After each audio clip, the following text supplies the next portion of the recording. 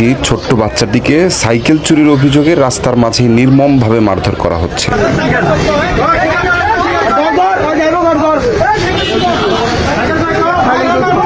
কিন্তু প্রশ্ন হলো, সে কি সত্যি চোর ছিল নাকি পরিস্থিতির শিকার একটি অসহায় শিশু?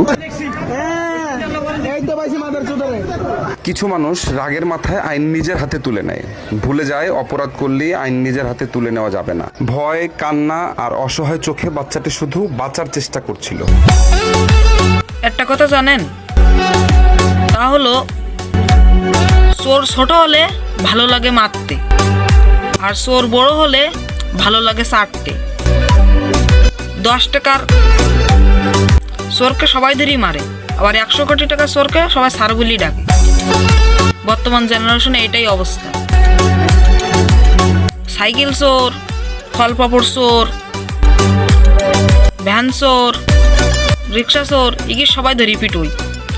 ভালো কথা, অন্যায়কে প্রতিবাদ করতে হবে, কিন্তু 100 কোটি টাকার চোর, বড় বড় ডলার পাচার করে এ চোরকে কেউ ধরি পিটুই না।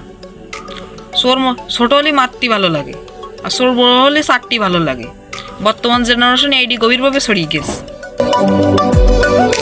তাই ভাই বলছে এই গুণ আর করেন না, আগে সব বিরুদ্ধে প্রতিবাদ করেন, একজনের বিরুদ্ধে না, সকলের বিরুদ্ধে প্রতিবাদ করেন, তাহলেই দেশটা ভালো হবে, একজনের বিরুদ্ধে নয়।